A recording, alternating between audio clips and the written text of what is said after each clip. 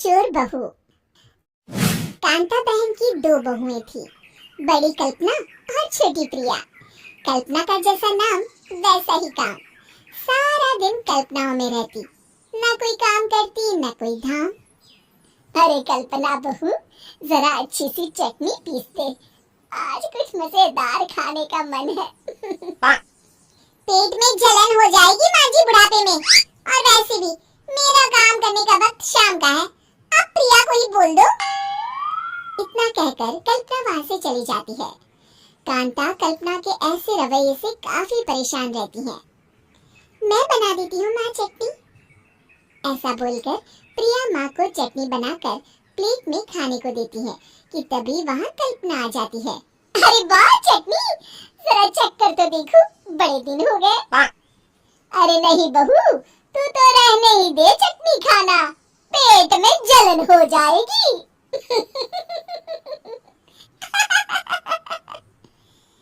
इतना कहकर कांता और प्रिया दोनों हंसने लगते हैं। कल्पना सारा दिन या तो मोबाइल में YouTube देखती या फिर सोती रहती। उसका कमरा भी बिखरा और गंदा रहता। एक दिन कल्पना का पति अशोक उससे कहता है, अरे कल्पना, जानवर भी उस जगह को साफ कर लेता है जहाँ वो बैठता है, तुम तो इंसान हो, कैसे इतने गंदे कमरे में रह लेती हो? देखो सारा सामान यहाँ वहाँ बिखरा पड़ा है। ज्यादा अपनी माँ का बोल ना बोलो। हाँ, कमरा तुम्हारा भी तो है, गंदा लग रहा है तो साफ कर लो। पता नहीं तुम्हारे साथ मैं कैसे जिंदगी बिताऊंगा। इतना कहकर अशोक वहाँ से चला जाता है। कल्पना बस खाना खाने कमरे से बाहर आती और फिर से कमरे में चली जाती। इससे कांता बहन काफी परेशान रहती।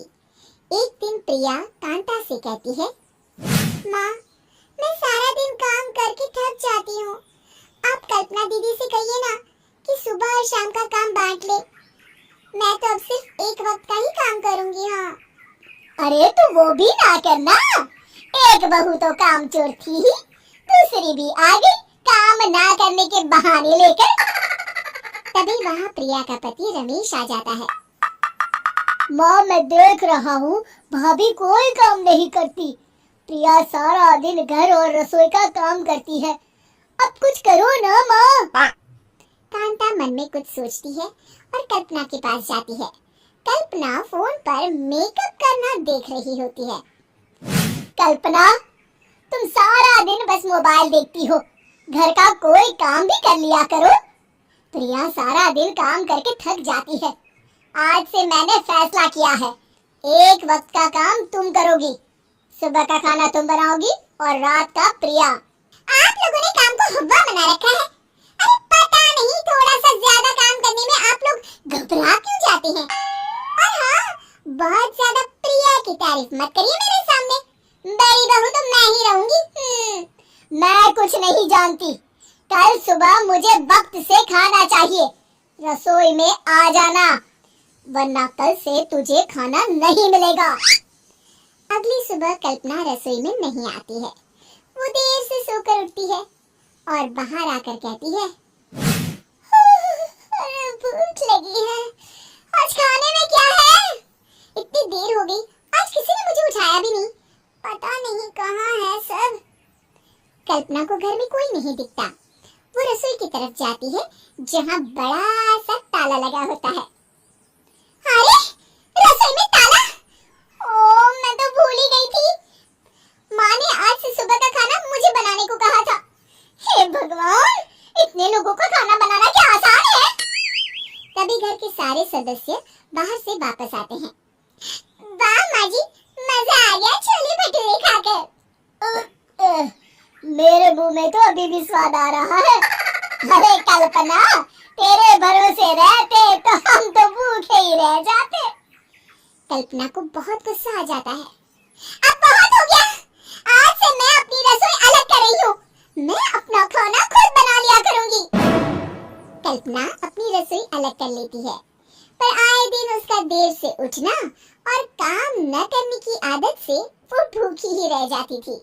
उसी के सामने घर के लोग अच्छे अच्छे पकवान खाते और कामचोर कल्पना को जैसे तैसे ही खाना बनाकर खाना पड़ता।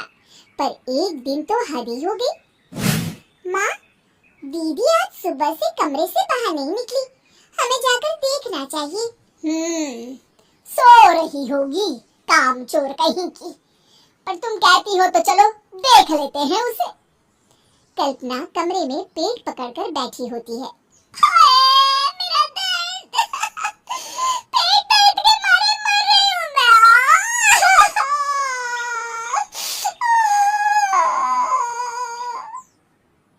अरे दीदी, क्या हुआ? पेट में दर्द क्यों हो रहा है? डॉक्टर को दिखाया आपने? माँ। कल्पना खड़ी होती है और माँ जी के पास आती है। मुझे माफ कर दीजिए, अब से मैं सारे काम में मदद करूंगी, कभी आलस और काम चोरी नहीं करूंगी। हाँ हाँ, वो तो ठीक है, लेकिन अचानक क्या हो गया जो तू काम करने को तैयार हो गई? कामचोर कल्पना।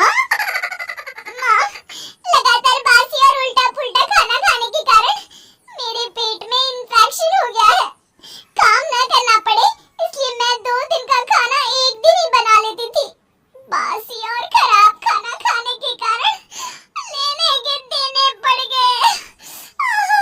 पेट में दर्द हो रहा है। चलो, अच्छा हुआ